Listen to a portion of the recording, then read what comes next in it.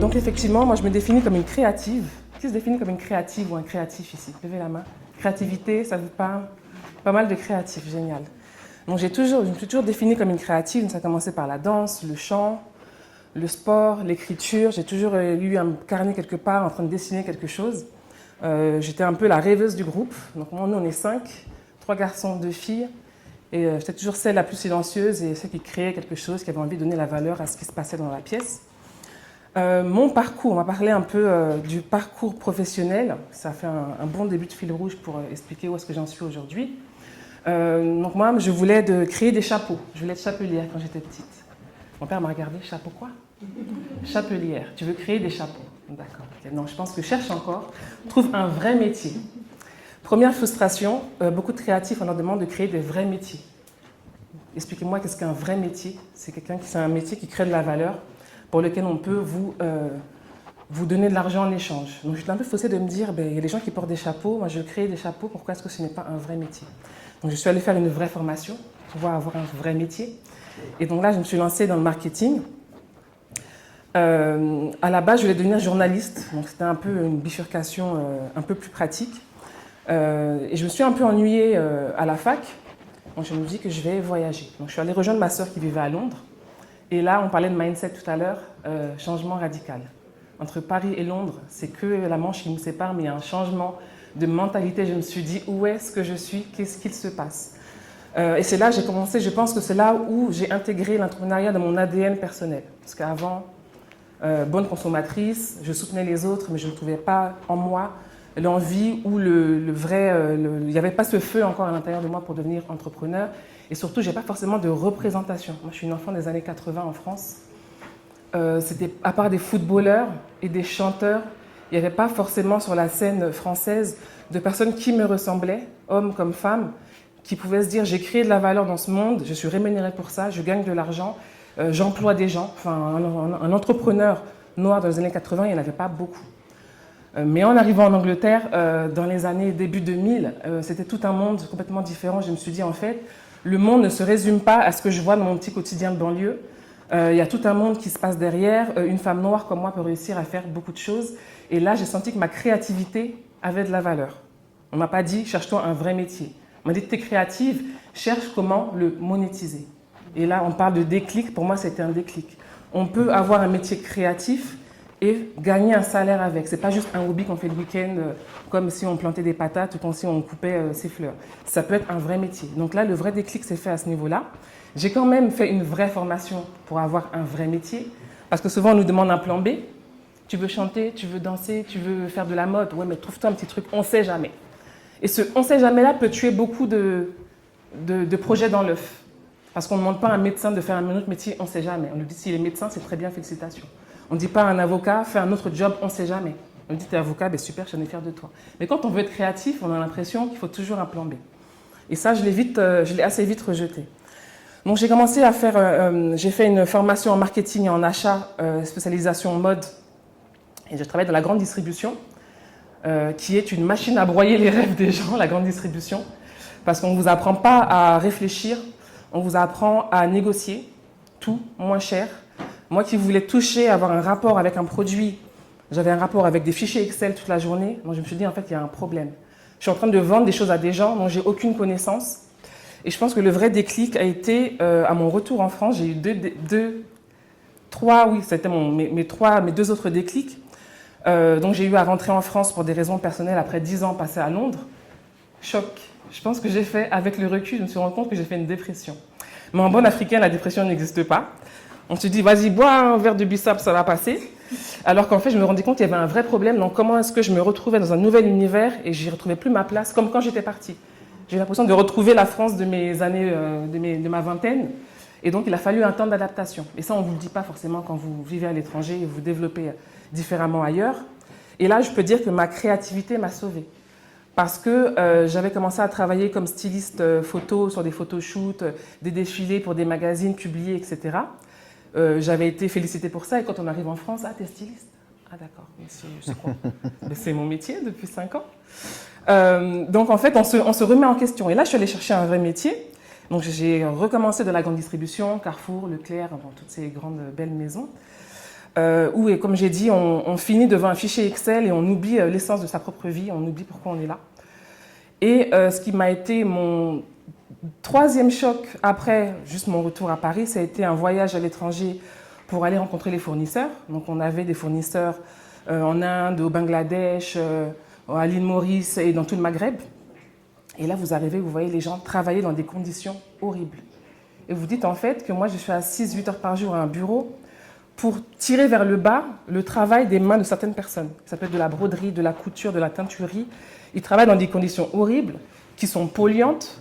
Des femmes enceintes travaillent, des enfants travaillent. Ça, il faut qu'on arrête de vous dire que c'est faux, parce que je l'ai vu de mes propres yeux.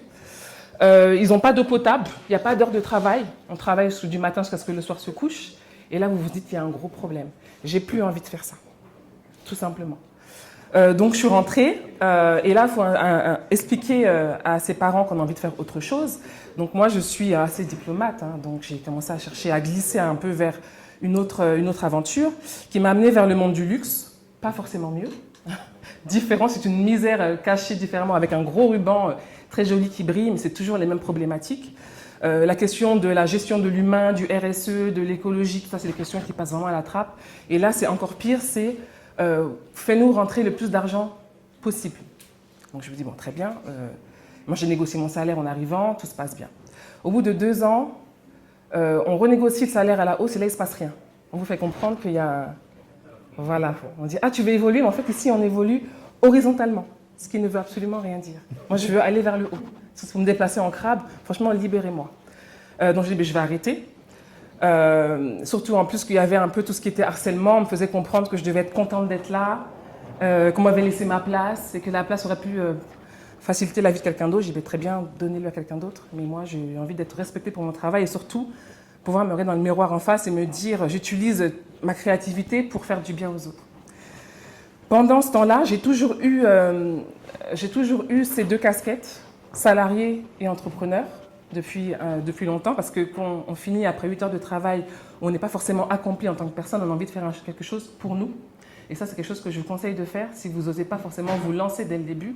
Ce que je peux comprendre, je ne pourrais pas essayer qui va vous juger en disant l'entrepreneuriat, c'est fait pour tout le monde, c'est super, lancez-vous. On ne peut pas toujours se lancer directement et tout claquer du jour au lendemain. Pour ceux qui le peuvent, qui ont ce mindset-là, qui ont ce courage-là, faites-le. Pour ceux qui n'y arrivent pas, ne vous en voulez pas, faites-le à votre manière. Ça, c'est super important de suivre son propre rythme. Donc, j'ai été sollicitée par beaucoup de créateurs qui avaient toujours cette même question, comment ? Comment je crée ma marque ? Comment je fais de l'argent ? Comment je me fais connaître ? Comment j'ai des followers ? Comment j'habille Beyoncé ? Je ne sais pas. Mais à force de donner des conseils gratuitement, tous mes samedis pendant 1 an, je me suis dit, je pense qu'on va quand même commencer à monétiser. Je pense que Vanessa m'en aurait voulu de ne pas avoir monétisé assez tôt, mais j'avais besoin de ça pour me connaître, pour savoir c'est ce que j'avais envie de faire. Parce qu'apporter quelqu'un d'un projet qui peut être une idée, un croquis sur un bout de papier ou un rêve qu'il a fait la nuit et de le transformer en un vrai produit, un vrai service, une vraie entreprise, il y a quand même un processus assez complexe et je ne voulais pas le faire juste parce qu'il y avait un besoin, je voulais le faire parce que j'étais ancrée dans cette position-là. Donc j'ai commencé déjà par créer ma propre marque, ce que je ne dis pas beaucoup parce que la marque je l'ai mise en pause pendant longtemps, mais ça a été aussi je pense, l'une des expériences les plus marquantes. Et malheureusement, on parlait tout à l'heure de se prendre des murs et d'avoir à se relever à chaque fois. Quand vous faites tout seul et qu'au bout de 2 ans, vous vous rendez compte que vous avez mis plus de 15 000 € dans un projet qui, oui, c'est vrai, par des moments rapporte, à d'autres moments ne rapporte rien et vous coûte parce que vos employés, eux, ils vous attendent. Ils vous expliquent que leur femme a accouché du 8e enfant et qu'il a besoin d'aller au village pour se ressourcer. Vous devez financer tout ça. Et c'est aussi pour ça que j'ai eu à garder pendant longtemps mon métier de salarié, pour nourrir mon projet et mon rêve que j'avais à côté. Et qu'à un moment, on m'appelle, on me dit, comme ce que Ariel peut vivre, quand on vous appelle, vous voyez plus de 225, vous dites, qu'est-ce qu'on va m'annoncer encore ? Parce que c'est rarement des bonnes nouvelles. Là, en fait, tu dois dégager l'atelier. Je dis, maintenant ? On me dit, oui, tu dois dégager l'atelier maintenant. Donc, je retrouve mes machines, mes tissus, les commandes de mes clientes sur le bord de la route. Parce qu'il y a eu des travaux et que le propriétaire n'a pas daigné nous expliquer qu'on devait être déguerpi avec les travaux du Grand Abidjan, etc. Donc ça, c'est quand vous travaillez aussi à distance, votre rêve, il n'appartient qu'à vous. Eux, ils ont de la logistique au quotidien et votre rêve, ils pourraient marcher dessus sans problème parce que c'est pas quelque chose qui porte en eux. Ça m'a fait aussi réfléchir en me disant comment est-ce que je peux permettre à d'autres personnes d'éviter les écueils par lesquels moi je suis passée. Et c'est aussi pour ça que j'accompagne les autres. Je n'accompagne pas les autres parce que je sais tout. J'accompagne parce que je suis passée par des étapes par lesquelles ils vont forcément passer, eux, quand ils vont créer leur boîte. Et je vais être là pour leur dire, là, tu veux aller tout droit? Attends un petit peu. Passons à gauche, ça prend plus de temps, mais tu vas arriver à destination. Donc là, j'ai créé, mon agence s'appelle IMIA Studio, qui s'appelait à la base IMIA Consulting Agency, qui est devenue IMIA Studio pour des raisons que j'expliquerai un peu plus tard si j'ai un petit peu de temps, mais je parle vite, normalement ça devrait passer. Tu m'arrêtes, tu me fais un petit geste au cas où je dépasse de trop. Avec laquelle, cette agence, j'accompagne les porteurs de projets créatifs. Donc comment je les définis? C'est des porteurs de projets dans la mode, parce que c'est l'industrie par laquelle j'ai commencé et que je connais le mieux. La beauté, parce que c'est des opérateurs de la beauté, surtout de la cosmétique afro qu'on appelle la A-Beauty, donc A comme African Beauty, qui sont venus à moi en me disant on a besoin de tes lumières, de ton accompagnement, j'ai besoin d'être vue, j'ai besoin de vendre. Ça s'est passé ensuite par la food. J'ai aussi eu à flopper un projet auquel je croyais tellement dans l'épicerie fine africaine. Et ça aussi, il faut passer par des échecs pour savoir qu'il faut se lancer, il faut essayer quand vous avez un projet, pas vous dire est-ce que je vais échouer. Il faut vous dire qu'est-ce que je fais après, au cas où j'échoue. Si j'échoue pas, c'est que j'ai réussi et que tout va bien. Donc dans l'alimentation, dans la déco aussi, j'ai eu quelques clients dans la déco, dans tout ce qu'on appelle le lifestyle et depuis peu dans l'influence. Et donc j'ai eu envie d'accompagner ces personnes-là avec le savoir-faire que j'avais, l'expérience que j'avais, à les aider à monétiser leur créativité. Si vous avez un hobby, vous avez quelque chose que vous savez faire. Moi, je crois pour moi, je disais souvent aux ateliers, aux artisans avec lesquels je travaille en Afrique, que vous avez de l'or entre les mains. Le travail de vos mains, ça vaut beaucoup d'argent si vous savez le faire fructifier. Si vous savez respecter vos clients, respecter les délais. Alors là, je m'accroche parce que là, c'est quasi impossible. Respecter le produit. On vous envoie une matière première, du bois, du tissu, peu importe. Respectez le tissu ou le produit, la matière première que votre client envoie. Si vous respectez déjà, commençant par ces 3 étapes-là, vous allez devenir riche. J'ai eu à faire des formations en distanciel au Sénégal et en présentiel en Côte d'Ivoire. Et comme on expliquait tout à l'heure, c'est souvent un peu compliqué de changer le mindset des gens. Mais c'est nécessaire. Parce que vous voyez qu'on nous importe des produits de l'étranger, qui viennent de Chine, qui viennent de Turquie, alors qu'on a le savoir-faire sur place pour meubler des pièces entières, pour faire du vêtement, pour faire des meubles. On a un savoir-faire africain qui est vraiment exceptionnel. Mais ça commence déjà ici. Entre ce que tes mains savent faire et ton comportement avec ton client, il y a souvent un écart qui fait que les gens perdent l'énergie et ne savent pas comment faire fructifier leur business. Donc avec IMIA Studio, c'est ce que je fais avec mes clients. La plupart sont basés en France, mais aussi à l'international. Donc avec IMIA Studio, depuis 2021, un peu période post-Covid où je me suis officiellement lancée, j'ai accompagné plus d'une 50aine de marques et d'entrepreneurs. J'accompagne maintenant depuis peu aussi les PME pour injecter de la créativité au sein de l'entreprise, parce qu'il n'y a pas raison qu'un médecin, qu'un avocat ou un comptable ne puisse pas profiter de la puissance de la créativité. La créativité, qu'est-ce que c'est? C'est quelque chose qui vous permet de réfléchir à un problème différemment. Comme les anglophones disent, think outside of the box. On nous met souvent dans des boîtes dans lesquelles on se conforme parce que c'est plus facile. Mais quand vous pensez à réfléchir et à agir en dehors de la boîte, vous voyez qu'il y a un monde qui s'ouvre à vous et qu'il n'y a pas grand-chose qui pousse dans votre zone de confort. Vous êtes tout le temps là, autour de vous.